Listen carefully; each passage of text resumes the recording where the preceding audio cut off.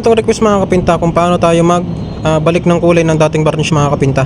So yung varnish ito mga kapinta ay yung medyo dark po siya na pagkamahogany, tapos gagawin natin magiging ganito siya.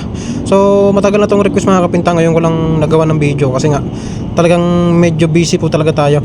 So panoorin nyo ang video na ito mga kapinta at ipapakita ko sa inyo paano tayo magpabalik ng dating kulay ng pintuan. Kasi ang kulay nito ngayon ay medyo ibabalik natin to sa dating kulay ng varnish niya mga kapinta.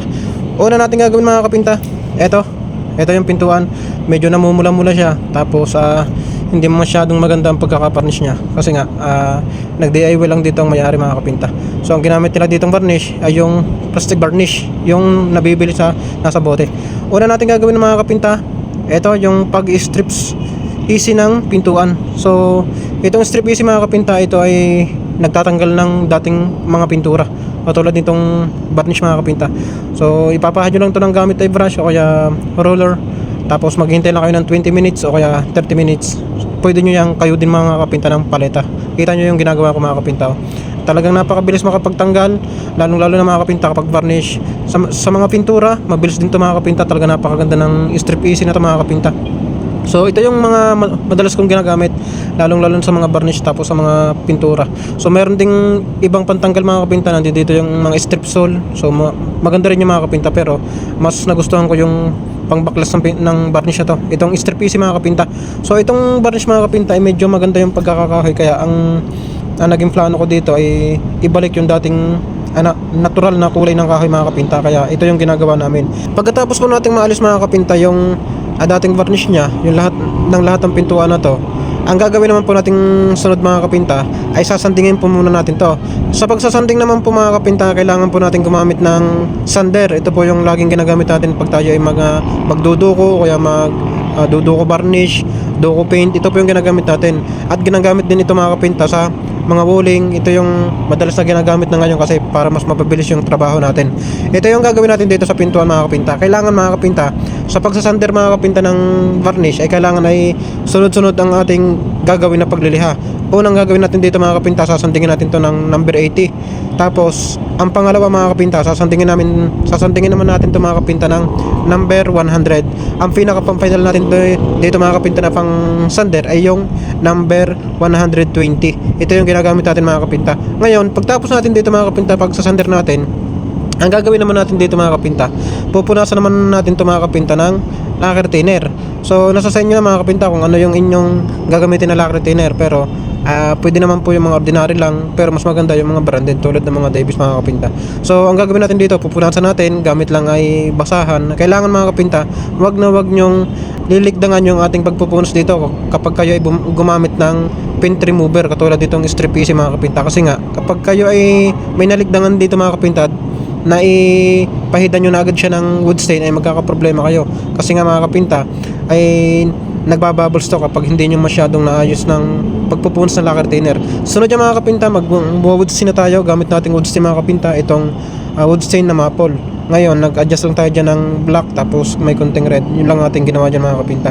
Tapos ipapahid natin dyan mga kapinta, gamit lang ay yung basahan para yung ating pagkaka-maple dito mga kapinta ay half tone lang. Kasi nga kapag pinulto natin, magiging sarado na din yung dating niya. So ngayon mga kapinta, magbubuga tayo ng sanding sealer. Ito yung gamit nating sanding sealer mga kapinta. Yan, yung wood finishes, high gloss, high solid sanding sealer. Tapos meron siya mga kapintang lacquer flow. Yung lacquer flow ay ayun yung lacquer flow hinahalo natin dito. Ayan yung lacquer flow. So ngayon ibubugahan natin. Papakita ko sa inyo mga kapinta kung paano tayo magbuga ng pintuan. Bago tayo mag-spray mga kapinta ng sealer, dapat ay unahin natin yung pagliliha. So lilihain natin ito mga kapinta ng number 240 hanggang 400. So yan po ang tamang pag-prepare po mga kapinta bago tayo spray po ng sealer o kaya top coat. Pero bago natin yan isprayhan mga kapinta, kailangan mapunasan natin to ng malinis na basahan. Kailangan po talaga wala siyang alikabok bago tayo mag-spray. Sa pag-mix naman po ng sanding sealer, meron po tayo dyan lacquer thinner, lacquer flow.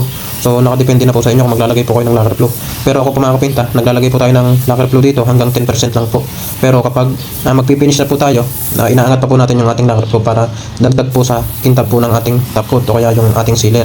Kasi po ang lacquer flow po mga kapinta, ayan po yung nagpapadapa po ng ating pag-spray mag-spray. So yan po yung dahilan bakit po talagang maganda yung lapat ng ating sealer o kaya top coat.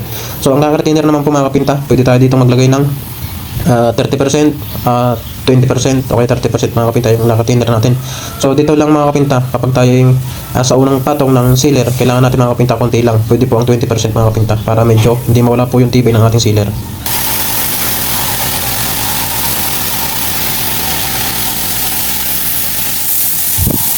Okay, ganun lang mga kapinta mag-spray ng sanding sealer. Napaka-simple lang at kailangan mga kapinta, alam nyo din yung patama ng sealer natin.